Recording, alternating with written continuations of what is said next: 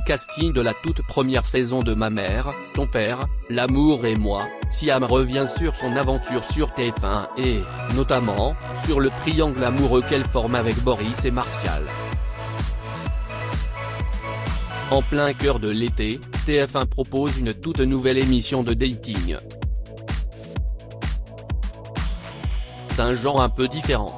Avec Ma mère, ton père, l'amour et moi, ce sont des parents célibataires qui se rencontrent sous l'œil bienveillant d'experts qui ne sont autres que leurs enfants. Au départ, ils étaient 8, 4 hommes, Martial, Boris, David, Yvan, et 4 femmes, Cindy, Karine, Siam et Florine. Mais les choses se sont un peu bousculées avec l'arrivée d'Arnaud à la fin de la première soirée, puis d'Aurélie et de Laurence ce jeudi 10 août. Mais s'il en est une qui attire toutes les convoitises, si est bien Siam, qui a tapé dans l'œil à la fois de Martial et de Boris. La conseillère en images installée aux abords de Cannes se confie sur son parcours dans le programme. Certains hommes se disent qu'ils vont se casser les dents sur moi, Siam, Ma mère, ton père, l'amour et moi, évoque son image télé-loisir. Pourquoi avez-vous accepté de participer à Ma mère, ton père, l'amour et moi? Siam, je ne suis pas du genre à aller sur les sites et applications de rencontres. Ce qui m'a motivé, si est ma fille, qui a été plus d'une fois sollicitée pour participer à diverses émissions qu'elle a refusées. Là, elle a accepté parce que c'était un binôme mère-fille. Elle me l'a présenté de telle manière qu'on ne craignait rien de le faire à deux. Quelle image pensiez-vous renvoyer aux hommes avant de participer à l'émission? Elle rit. Je vais utiliser les termes qu'emploient mes amis masculins, je déstabilise et j'impressionne. Je ne vois pas en quoi. De prime abord, je ne porte pas un regard noir sur les gens. Tant qu'on ne m'a pas abordé, on ne sait pas ce qu'il y a à l'intérieur.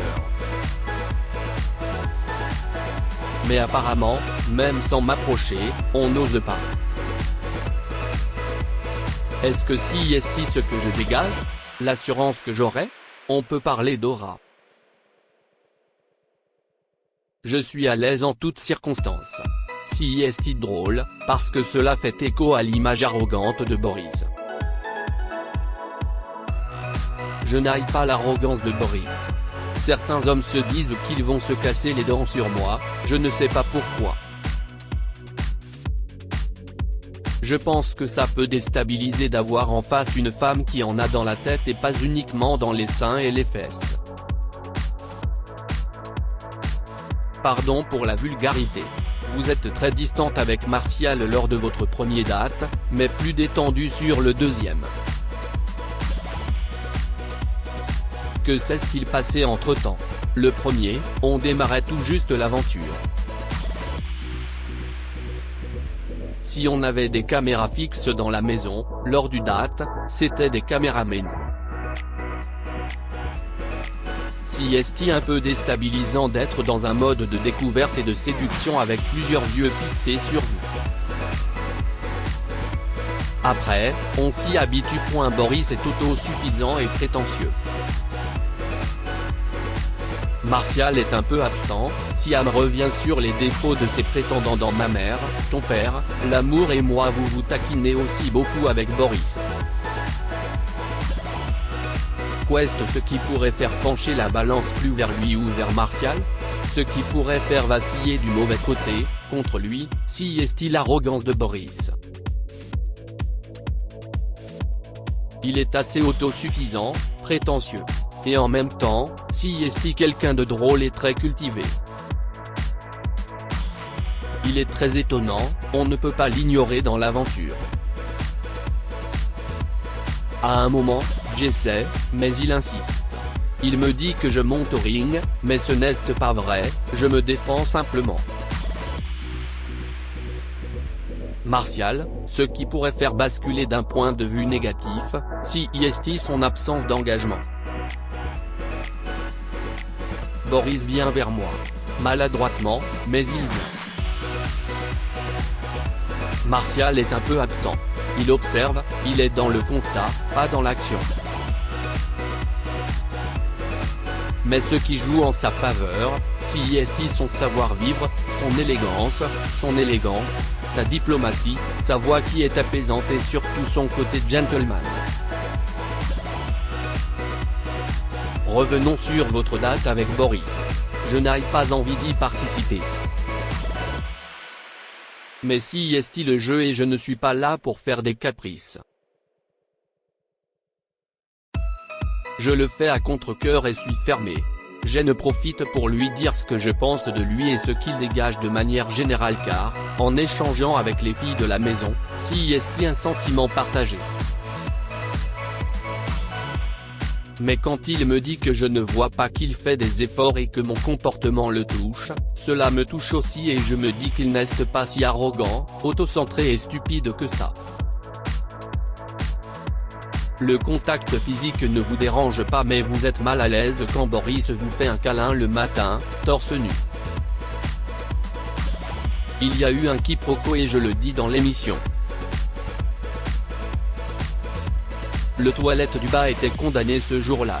Je n'avais pas envie d'aller à l'étage et je savais qu'il y en avait dans cette chambre. Que je pensais vide puisque la porte était ouverte. Je me rendais aux toilettes et me retrouve nez à nez avec Boris, torse nu, la serviette autour du bassin. Il s'empresse de me faire un câlin mais je marque un temps et un espace. On était dans un cadre intime et je sentais que ce n'était pas approprié. Mais comme je ne veux pas lui être désagréable ni qu'il pense que le repousser serait encore une agression, j'accepte. Ma fille me rappelle à l'ordre, Siam évoque sa relation avec sa fille Ambre, ma mère, ton père, l'amour et moi, comment vivez-vous l'arrivée de nouvelles personnes dans la villa? Cette expérience allait de surprise en surprise. Déjà, le fait que je ne fasse pas l'aventure avec ma fille a été le premier coup dur pour moi. Je pensais sincèrement qu'on rentrait dans une maison en commun et qu'il allait y avoir des activités avec les enfants. Quand les nouveaux participants rentraient, je me demandais s'il arrivait pour une personne bien définie. J'en avais déjà deux autour de moi, je ne cherchais pas à faire un harem. Elle rit. J'étais contente de voir de nouvelles personnalités. J'ai eu un gros coup de cœur amical pour Arnaud. Aurélie m'a également beaucoup touché. Au-delà de son apparence, elle est d'une sensibilité et d'une intelligence. J'espère que cela démontrera que l'on peut être une bombe et en avoir dans la tête et que cela cassera le préjugé qui affirme que les femmes ensemble forment un vrai panier de crabes. Votre fille, Ambre, n'est pas toujours de votre côté et critique parfois votre comportement, notamment lors des dates.